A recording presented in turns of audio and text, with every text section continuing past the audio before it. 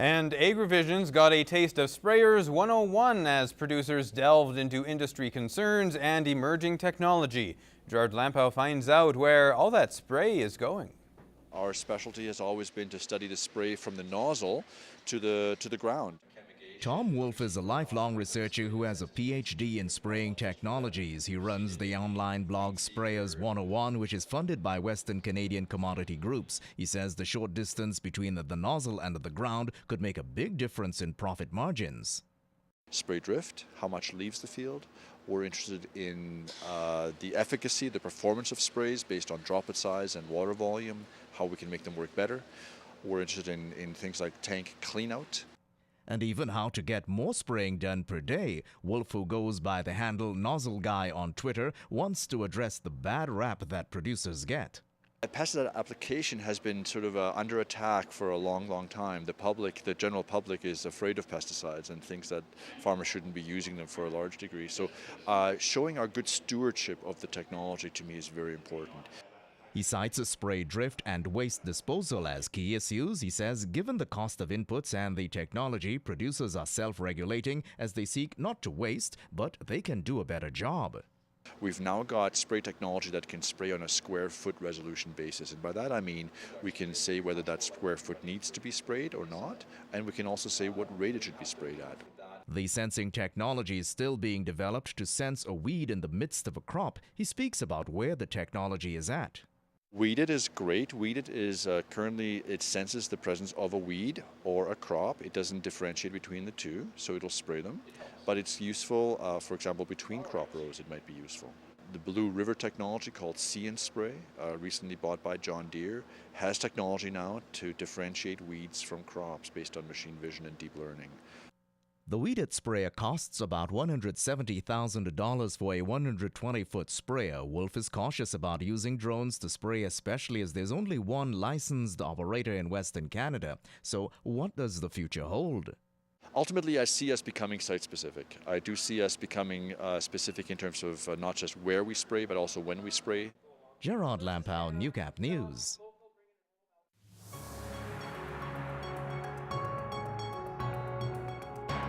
This is Newcap weather. Welcome to it, everyone. -11 where we started off in the morning, commute, and even then snow was already coming down in Calgary, southern Alberta, dealing with snowfall warnings. During the course of the day, the winds picking up around our region and as far away as Regina, where they saw some drifting or blowing snow. It's still snowing in Calgary and the snowfall warnings are still in effect. Some of them have eased off, but from our -11 we pushed up to -5. The winds at time getting up to about 45 kilometers per hour. At the moment they're hanging in the 35k range, and it's been a mix of sudden cloud with the brisk wind conditions. That red area there in southern Alberta, as the system is backing up into the foothills, stretching to areas like Banff and so on, certainly will have implications on the QE2 between Red Deer and Calgary, and then on the Trans-Canada heading to Banff, well, both east and west actually there. 2 in Cold Lake, -6 in the Battlefords. Yeah, 2 in Cold Lake. Look at that. Winds out of the south at about 16 kilometers per hour. -2 in Edmonton, 2 in Lac La Biche, as well as Cold Lake areas. 3 in Isle La Crosse, 1 at Green Lake, 2 in Meadow Lake, -3 in St. Walburg. A string of -3s from Vegreville, Vermilion, Wainwright, -4 around Provost and Macklin. And the best chance, we'll give it a 30% chance, stretching basically from areas just west of Wainwright to around Macklin areas. Bigger.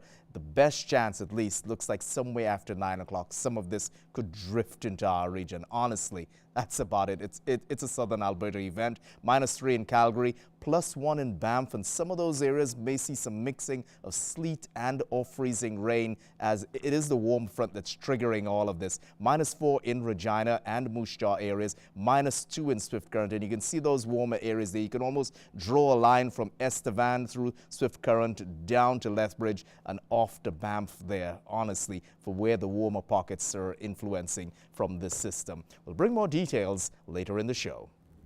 Still to come, some students in our city got to leave the classroom and spread a little kindness. More details next.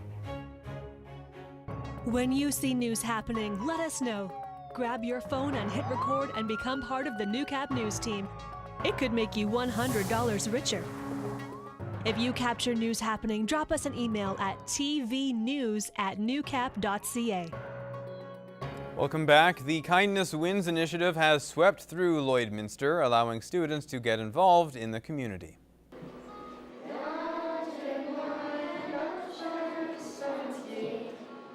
Thanks to a grant, the grade 2 students from École St. Thomas got to spread a little kindness at Dr. Hemstock Assisted Living. We just are trying to teach them to appreciate everything and everyone, and seniors are an important part of our society, and sometimes they're unfortunately forgotten. Students prepared songs and cards before getting to know them a little better, conducting one-on-one interviews, asking residents about their time in school. We're celebrating kindness with the old people, because spreading kindness makes my heart get filled with joy and stuff. All of the data collected from the interviews will be used as part of the math curriculum once they return to school. And when a Synergy Credit Union employee's application for a grant was chosen the winner, she was presented with a check with more attached than what was originally asked. Ryan Craig with the details. When Tanya Gordon wanted to help the Catholic School Division's breakfast program, she applied to the Quetz Financial Helping Hands grant. What she did not expect were her actions to spiral into something so much more. Once we received the grant, I just asked Gord, he's the branch manager here, if he would consider matching the donation. And he asked, does the public school have need too? So I made a few phone calls, a few emails, and we found out that they had a huge need as well. Synergy not only matched the Helping Hands grant, but they committed $2,500 for the next 3 years to both school divisions' breakfast programs, providing food to young children to start their day right. We consider each other colleagues. We work together for the youth of Lloydminster. And so, this money goes towards the youth of Lloydminster. When kids don't have to worry about where their next meal will come from, and they have a full belly, they're able to learn. Before this grant, only a select few schools officially had a breakfast program. And in many cases, teachers were funding it or sharing their own food. It was teachers and it was parental donation and that sort of thing. So for us to be able to offer this support is going to help ease off on a lot of the donations necessary from parents and teachers alike. Ryan Craig, Newcap News. Well, sunlight is finally hitting Lloydminster with some frequency, which will help to drive up our vitamin D intake. Not only is it important for bone health, but there are several benefits for the brain. Josh Ryan has more in this week's Healthy Living. Getting enough vitamin D in your system is important for calcium absorption, as well as preventing future diseases such as Alzheimer's and dementia. When vitamin D binds to those receptors, it can help to produce some of those feel-good hormones like the serotonin and the dopamine that we know a lot about. And then it can also prevent against oxidative stress that's happening in the brain. The food guide recommendation for intake is around 1,000 international units. However, that isn't enough for most Canadians. That may be a little low in my opinion, because we don't have that many days where we actually go out and expose our skin to the sunlight. Many Canadians only experience suitable exposure to sunlight a third of the year, which reduces the feel-good hormones and makes it harder to absorb calcium. If we put vitamin D in our diet and if we eat it with calcium-rich sources of food, we're able to increase calcium absorption by 30 to 40% and increase phosphorus absorption by 80%. Taking supplements can help fill in the gap during winter months. Typically, we recommend all Canadians take a supplement above and beyond anything that they get through food, especially through the winter months. And it does depend on your skin color as well. For the elderly or those with unique conditions, this becomes even more important. Especially if we're looking at increased risk for fractures and decreased bone mineral density, we want to be really mindful that we're helping to kind of achieve those targets a little bit more aggressively. However, the possibility of sunburn is why you should still manage your time outside. 20 minutes every day, if you're exposed to the sun, your skin is exposed to the sun, you'll be all right. Josh Ryan, Newcap News.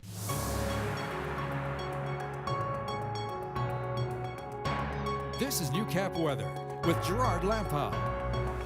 Welcome back, everyone. So fresh powder for parts of southern Alberta might extend the season for Banff. Might see as well a little extension even in Jasper. But in our neck of the woods, trace amounts, if any. Our best chances really look like Saturday evening into Sunday at the moment. So let's put this map into motion then and note the rotation of that system there. Seems to be just spinning backwards into the foothills, and honestly in our area not seeing a whole bunch except the collapse of that ridge of the jet stream that's been with us for the last little while. So honestly looks like a mix of sun and cloud going forward, and most of the precipitation tracks away from us there. There's a sliver of a chance just after 9 o'clock for areas like Irma through maybe south of Wainwright and stretching out to Bigger, but I think that's as close as it gets, honestly.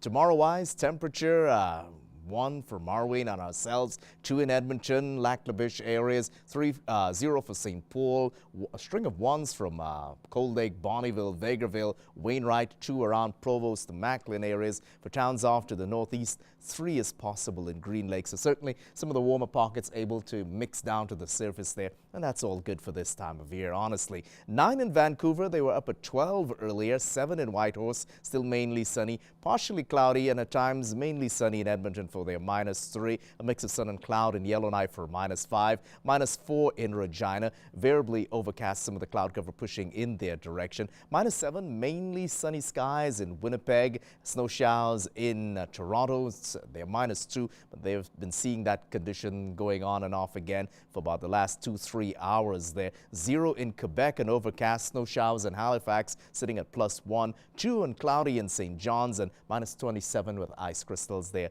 in Iqaluit. So back to the prairies then, still mainly sunny in the Battlefords for their -6, but look at the wind out of the east, 41 to 50 kilometers per hour, -8 possible overnight. So some of the cloud cover will push into the Battlefords area, expect that. And then looking for 0 tomorrow as the daytime high, a mix of sun and cloud. The winds generally south, sometimes southeast, anywhere from 10 to about 20 kilometers per hour, but still expect it to be breezy at times on the weekend as the system tracks out of the region. 3 at the moment in Cold Lake and some parts of the Lakeland region, -9 towards the early hours of the morning. We'll see some cloud cover pushing into the Lakelands as well. And even in the early hours of the morning, some parts of the Lakelands, Bonnyville and such seem to be susceptible to some light patchy fog there. So they're going to watch that too, and some of it too for some parts of our region. 1 is what you're aiming for tomorrow in the Lakelands and mainly sunny skies. Lloydminster and the Midwest region, we're settling for -5 in this hour. -8 is possible by the early hours of the morning. This morning for the morning commute, we were around -11 there, and expect the wind to be on again, off again there. So a little breezy start to the weekend, honestly. Looking for +1 and cloudy at times with sunny breaks. The next 7 days then, bearing in mind the averages should be 0 for daytime highs. Looks like we hit that on the weekends, but we're running maybe a 40 to 60% chance, and it looks best at the moment Saturday afternoon and going through into Sunday that we will pick up whatever is left of this system. -1 on Monday, and then maybe +3 on Tuesday for the start of spring, 10:15 in the morning our time. 2 on Wednesday, another 20% chance there, and 1 next Thursday. Brian, back to you for Agriculture News. Well, this topic from AgriVisions will take you back to Sunday school. In this week's Agriculture Report, Gerard Lampeau gets a refresher course on the 7 deadly sins. Grain marketing is not a sexy topic, and it's not something that farmers like to talk about. Brian Voth heads up his own market analysis company in Manitoba. He works with farmers on selling grain and making an adaptable market plan. He says farms don't necessarily like grain marketing, so he tackles the markets. His topic at AgriVisions was the 7 deadly sins of grain marketing. Lust, which is looking for the high in the market. To us, that's never our goal or objective, because you never know what the high of the market is until after the fact. He says focus on profitability and making money and not aiming or lusting for the highs. Greed is looking at things and always focusing on a yield or focusing on a price, but not working it down to what is the actual profitability. There's a saying in marketing, it's escalator up, elevator down. Sloth is essentially laziness. And that's one thing, marketing has often been put on the back burner because, again, it's not something that farms like doing. Voth says a lot of opportunities are missed when farms put off making marketing decisions. Wrath, that's anger. Again, I always joke and ask the audience, who's ever been angry about a marketing decision they made or a decision they didn't make. He says making decisions with a good rationale is what counts. And then the last one is pride. And again, pride is not purely a negative thing to me. You know, there's farms that have been transferred to the 4th and 5th generations on the same land. That to me is something to be really proud of. Vaught says where pride becomes negative is thinking you can do it all, including agronomy or marketing or fixing equipment, as opposed to getting the help you need so you can focus on your core business, which must include targeting a return on investment and knowing your cost of production. Unfortunately, there's still a lot of farms that don't. The scary part to me is when we run into farms that don't want to know the cost of production, because to me, how are you ever going to make a good decision or know what you should be selling grain for if you don't know how much it actually costs you to grow it in the first place? Gerard Lampow, Newcap News.